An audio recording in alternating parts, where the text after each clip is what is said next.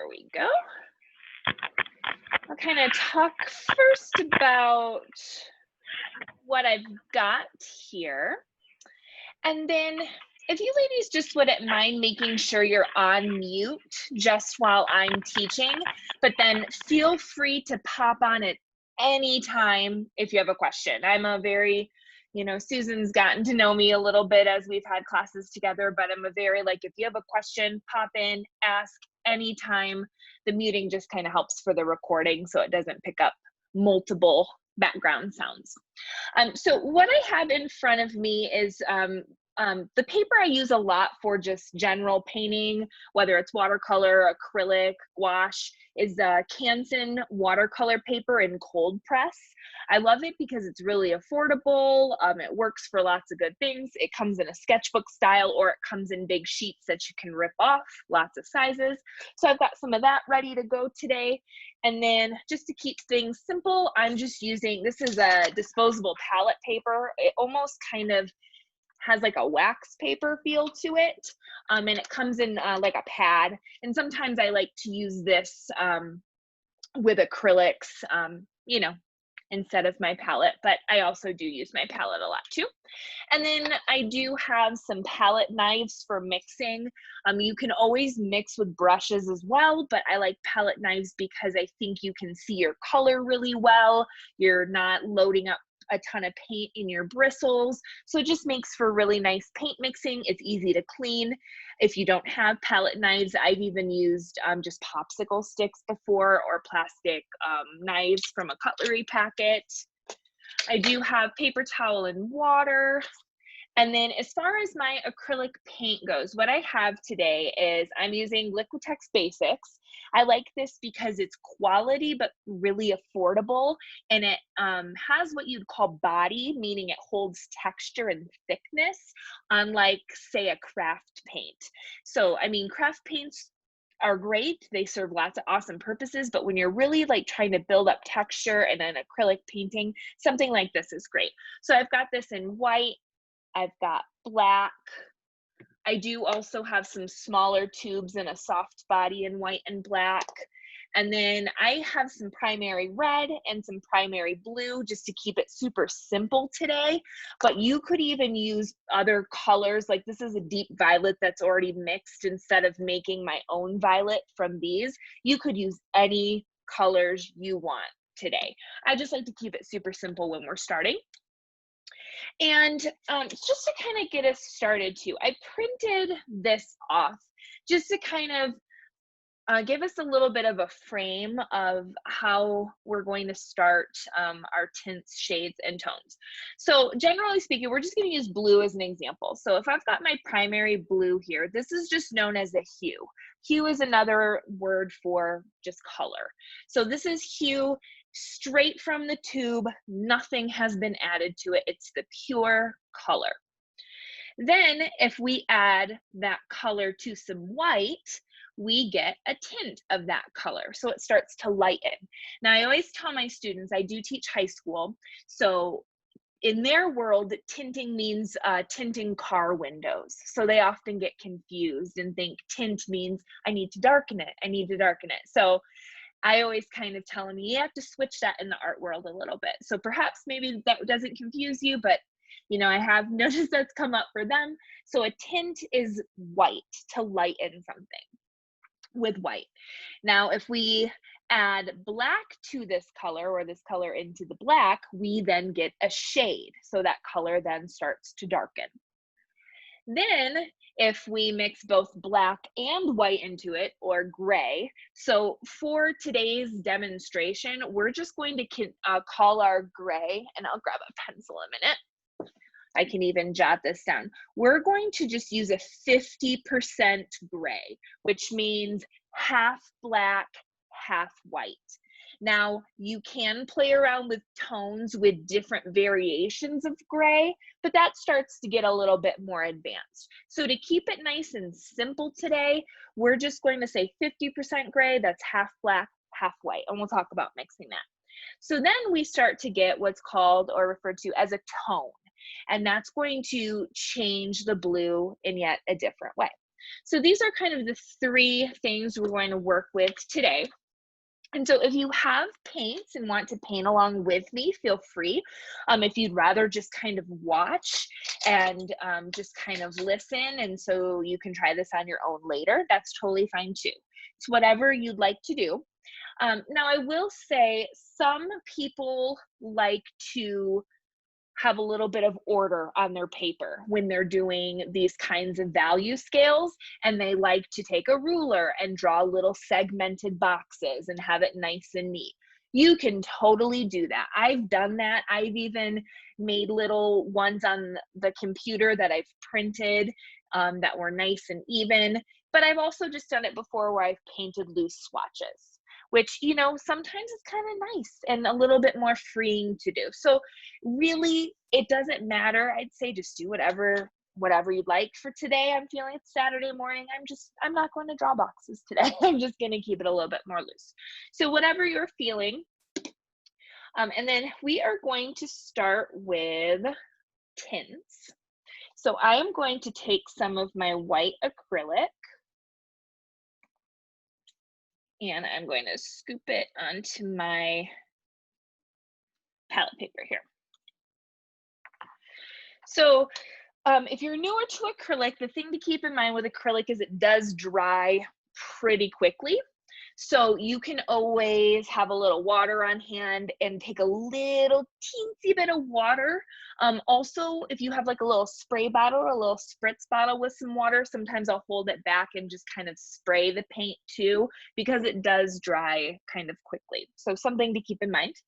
My thought is we'll just use some blue, because I think primary blue and primary red, I think are the best to practice with.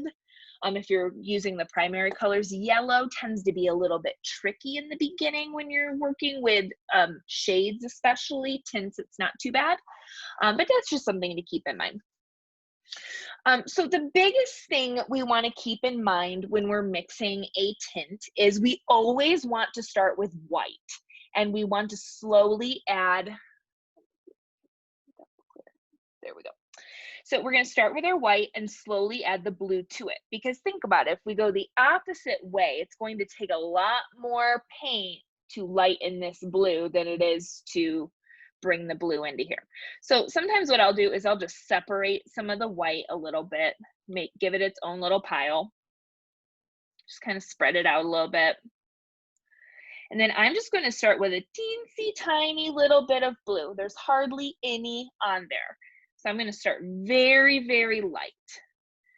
And the reason I put so much white paint here is I'm going to be using this same pile of paint to mix a full range of tints with blue.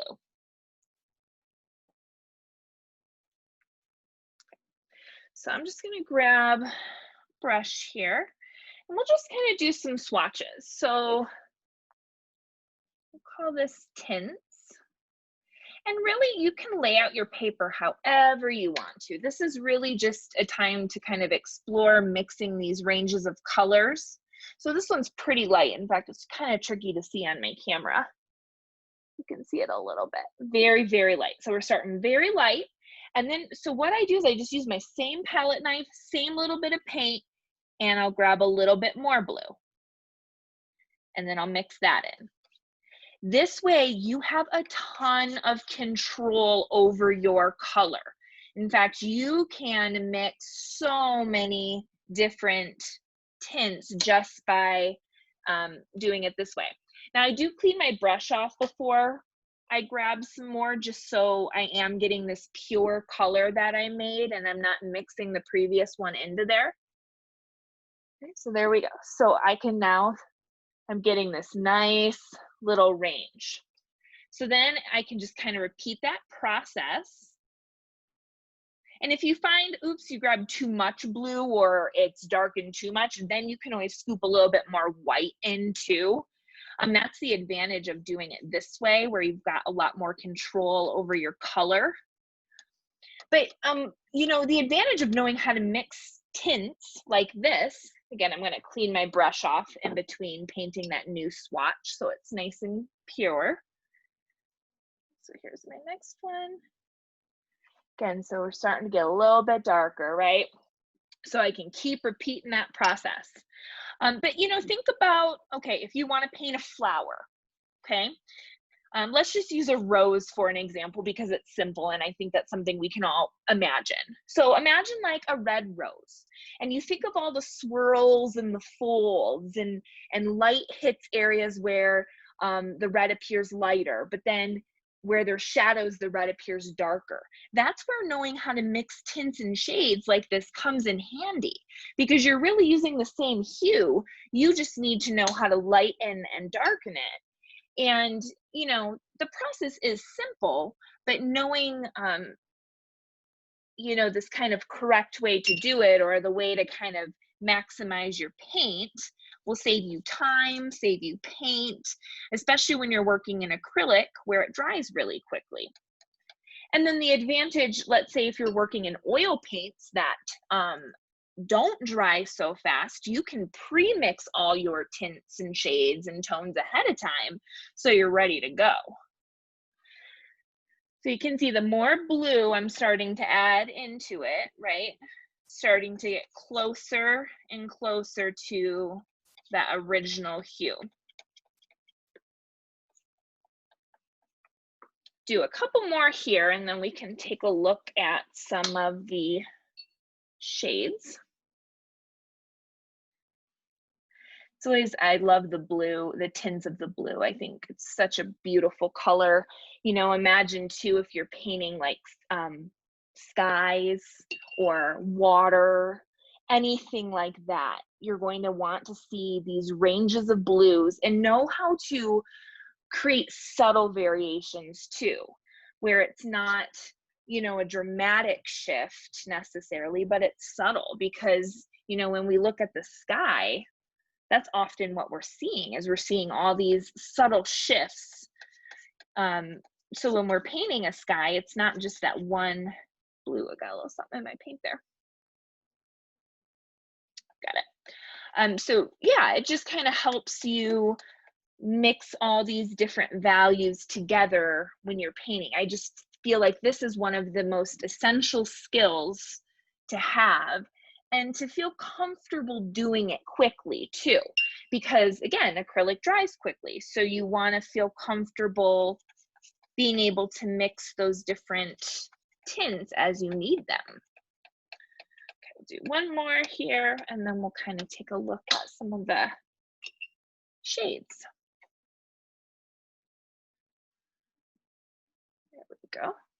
So you can see there's just, oops. Looks like, I'm not sure if you guys can see it on my end. There we go. Had a little connection issue.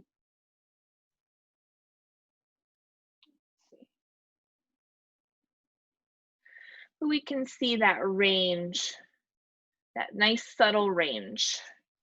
And then if you even want to,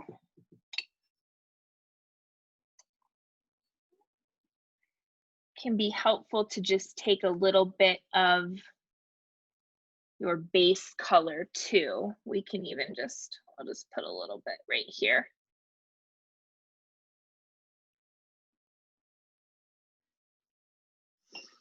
And we can label.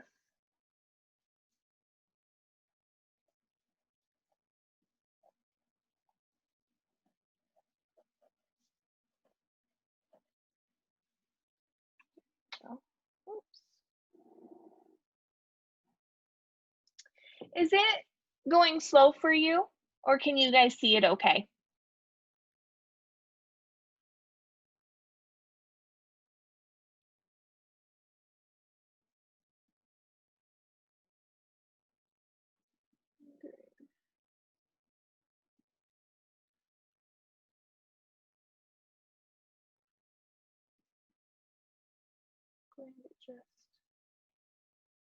I can see it okay.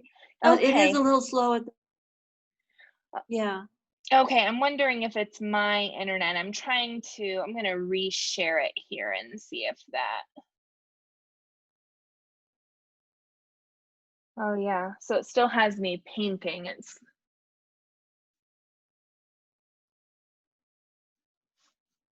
Is that sometimes, you know, some of these technical difficulties that we have to kind of work through here.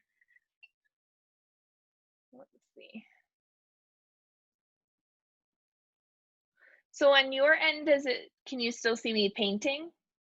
Or is it just still?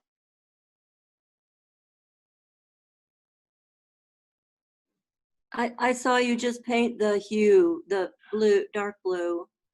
Okay, I see what's happening. Then it's slow. So I'm gonna let it catch up a second, and then we'll see if it'll be back to normal.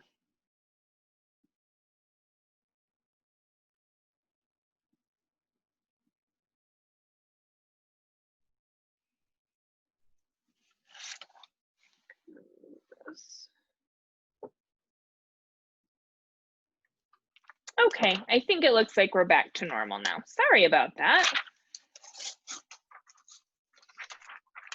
Okay, so I'm going to just grab, so we can see some fresh. Okay, so now we're going to take a look at shades. And if this is helpful, we can do like white plus a color, or actually let's write, we'll do hue since we're calling it hue here. So we can do white plus a hue, and then shades is a hue plus black.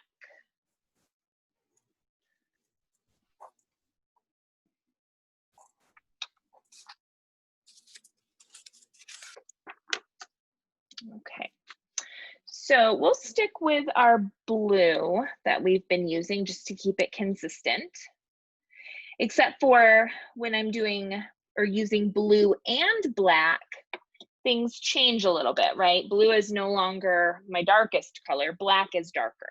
So I actually will start with my blue and mix black into the blue. So we're going to kind of switch it and go opposite. That's why I actually wrote it in that order on purpose. So you know, tint is you start with white and add the hue. A shade is you start with the hue and add black, because black will always be darker than any hue that you're mixing with. Okay, go ahead and add a little bit of black. All right, so same kind of thing. I can just start to spread that blue out a little bit.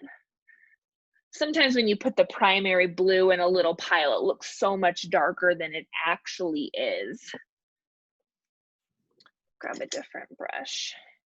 And I am just gonna layer this up a little bit so we can see what that color really looks like. Okay, so we know we've got our tints. Here's our regular hue. So now we'll start our shades. So with the black, start with just a little teensy tiny bit. And then same kind of idea. You're going to scoop it in and mix that with the entire area of that blue paint. And that's why I like the palette knife so much too. See how I can kind of scoop and scrape it? It's getting it really mixed together really, really well. All right, so there's that first shade.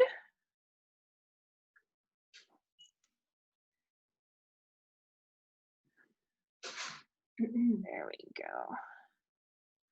So now we're starting to get, you know, think of if you're going to paint some of those nighttime skies, or like an ocean at, you know, dusk scene or something like that. Some of those kind of blues, which can be really fun.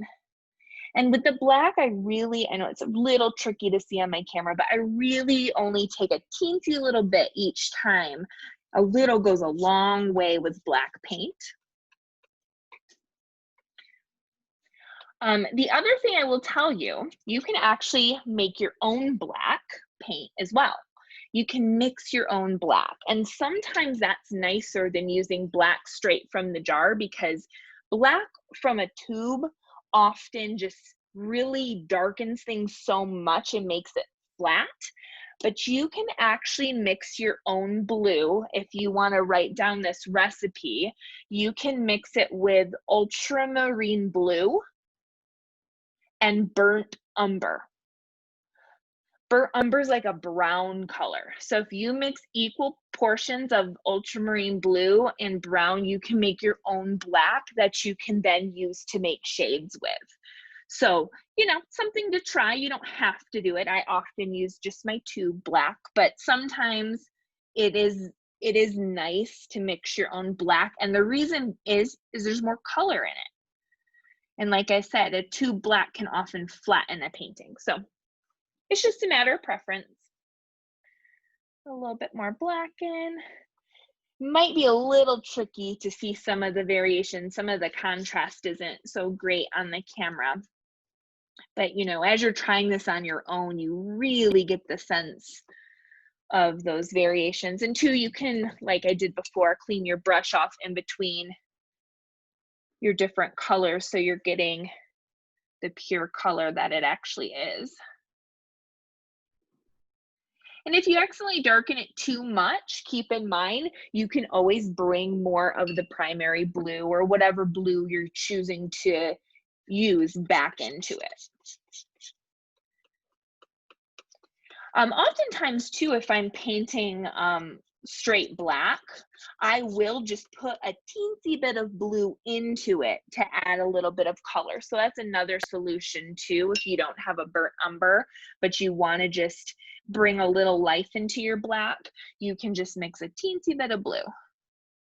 So this last one here, and with my own eye, I can see that there's still some blue in, but on the screen itself, it looks pretty dark there. Looks almost like straight black. Here, maybe what I'll do is I'll do a straight black swatch next to that too. We can see if we can see a difference. And sometimes it's tricky to see because acrylic paint looks pretty glossy while it's wet. So sometimes you won't see the full range of your values or your tints until it's dry. So keep that in mind too. But the nice thing with acrylic paint is it's so layerable. Let's say I was doing a value scale, and now that I'm looking, these two look pretty similar. So maybe I want to add a little bit more white to this one if I was, you know, truly creating a value scale. So those are some of the things you can do. Is you can paint back over top of these when they're dry if they're not quite right. So let's talk about making gray a minute, because that's an important skill as well that you'll need to know how to do. And I've got a little bit of room here. So gray, of course, is white and black. We'll start with white because it's our lighter color. And so we're going 50% and 50%. Now, if I was going to do a value scale, and I'll just share this with you too, because I think this is helpful information. If I was going to do a value scale of grays, here, I can even just show you a minute too. So I could start with a little pool of white, and then I slowly start adding black to it.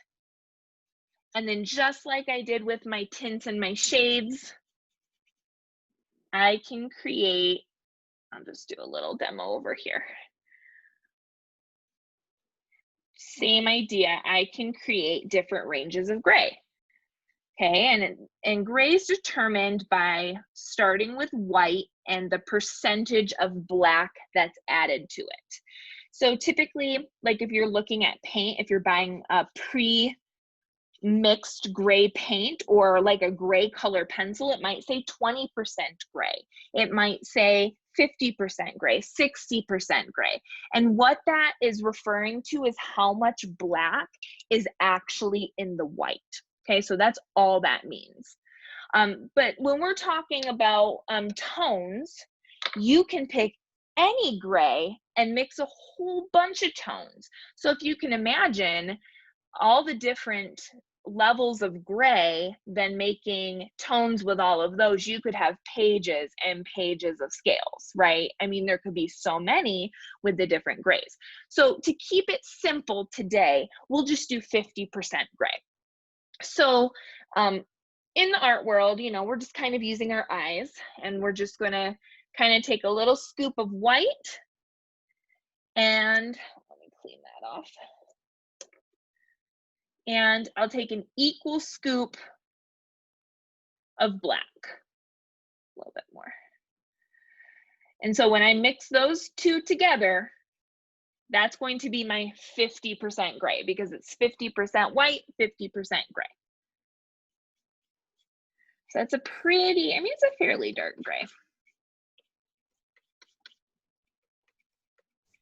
I actually am going to add just a little bit more white into this. This actually looks to me a little bit too dark for 50%. One thing I'll do, I think that will be helpful, is I'll post in our club homepage, I'll post some of the value scales so you can see for yourself the different ranges of grays. And so that will help you judge better what does 50% look like? What does 20% look like? What does 80% look like? Because in the beginning, it's hard to just judge, but I know based on looking at this that this is just a little too dark. And sometimes that happens because black can just be so overpowering to the white paint. Yeah, this looks better. Okay, so now that I've got my gray, how we do a tone, clean this off. Okay. I can label this tones. Now, the order of whether you add gray to the color or the color to the gray will determine the color that you're mixing. Yellow, of course, you're going to want to add this to the yellow, but the blue, the primary blue and the 50% gray are pretty close. So that's kind of a judgment call. You can decide what you prefer to do. So as far as order goes, I'm just going to put add gray to hue. And just know that you may need to do the hue first or the gray first, depending on, you know, all those variables that we just discussed.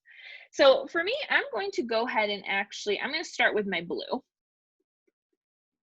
I'm going to lay out some blue. Actually, a little gray did get in there from my palette knife already, so my paper towel is getting a little dirty. That's a good pro tip, is always have an extra roll of paper towel nearby, as you go through so much when you're acrylic painting or just painting in general.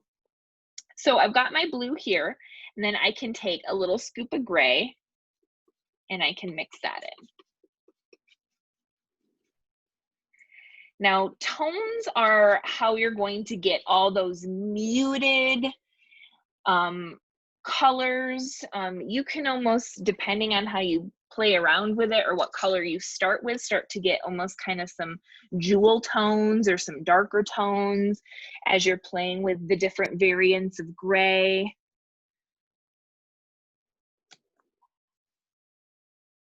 And gray, depending on what type of black you're mixing, can end up looking warm or cool. So, and that's a lesson for a different day. We'll get more into warms and cools. But, you know, if you feel like, oh, I put too much gray in there, try bringing a little bit more blue back in. So you can go back and forth a little bit too. It doesn't have to be so, you know, a perfect little scale, especially when you're beginning. It's just good to experiment and get to know your paint and get to know what mixing just feels like. Because the more comfortable you are with mixing, the more comfortable you'll get when you're painting.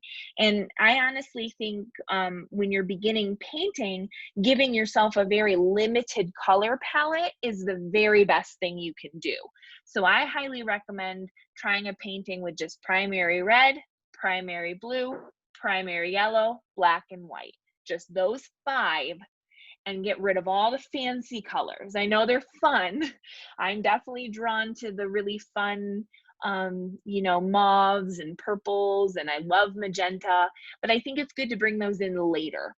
once you get comfortable with these basics, because a lot of these basics become much more complex when you start bringing in other colors to the mix. So tomorrow, actually, I'm teaching a class on complementary colors. So the class structure will be similar to this, where we'll start with a little mixing, but then we're going to do like a little painting project together. And all you'll need for that class is just primaries in black and white. And it's one of those things that you can watch and then do later. But we'll do an actual little painting together with primary colors and actually put it together after we do some mixing.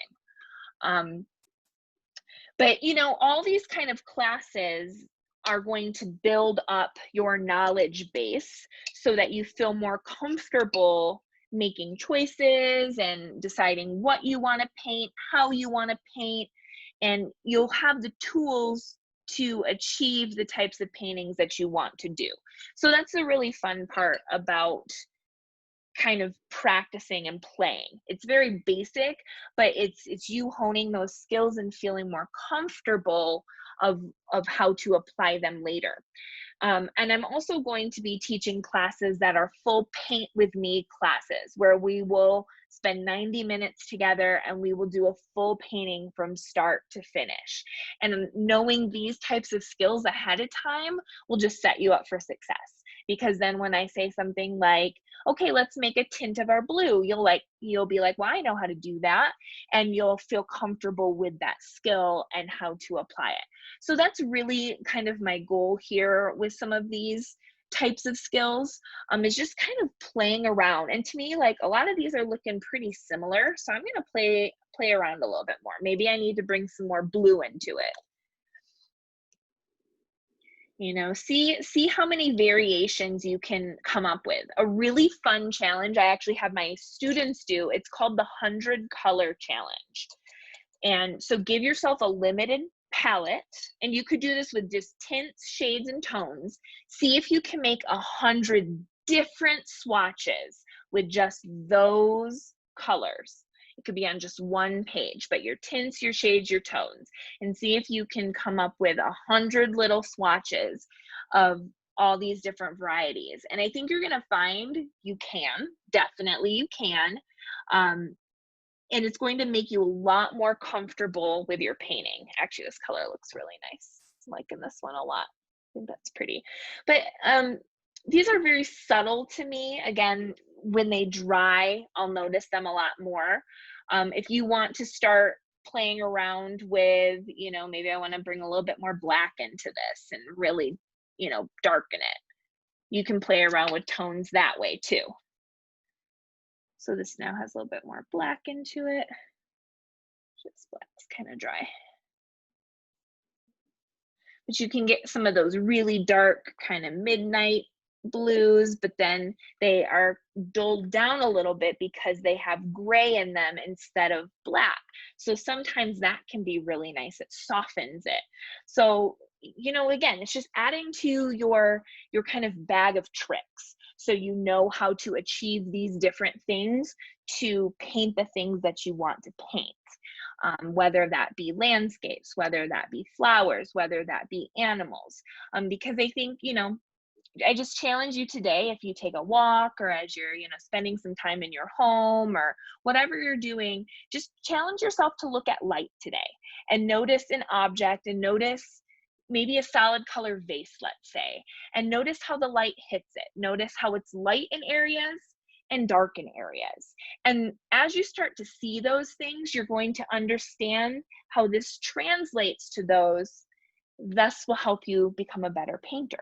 So again, these are all kind of skills we'll build upon, we'll learn, we'll develop together. But that's kind of basically all I have for today. I just wanted to kind of give you a basic overview on tints, shades, and tones, kind of how to mix them, kind of some things to try, some tips.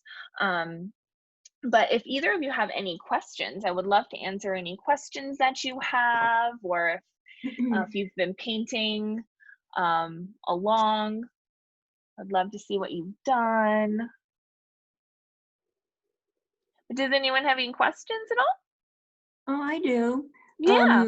what if you would take that last blue tint and then add black to that? Like this one? It's not your, yeah, uh-huh. You could totally do that. I wonder if Would some of that this still be is, called a shade, or what would it be called? that would then be called a tone. A tone, okay. Yes. So the difference would be a tone is anything that contains both black and white in it. In any combination would become Okay. a tone. So I could take a tint and I could show you that. I think some of this is a little wet still, so I can show you. I'll just mix with my brush, it'll be quicker. Okay, so that kind of some of that lighter color. It's a little, there we go. Yeah, that's a great question. It's a really good question. So if I've got some, you know, like a light color like this, that's a tint right now, just has blue and white in it. But let's say I take just a smidge of gray, or could be straight black or pre-mixed gray, could be whatever, but there's now black involved, right? So now when I mix this, okay, that will become a tone. Okay. Okay, because it will mute it. No matter what, that when black and white get together and turn gray, it will always kind of mute. Which is, again, it's how you can get really beautiful pastel colors. Ooh, Susan, that looks nice. Now there's that, and then Pretty. here's the grays. Oh, nice.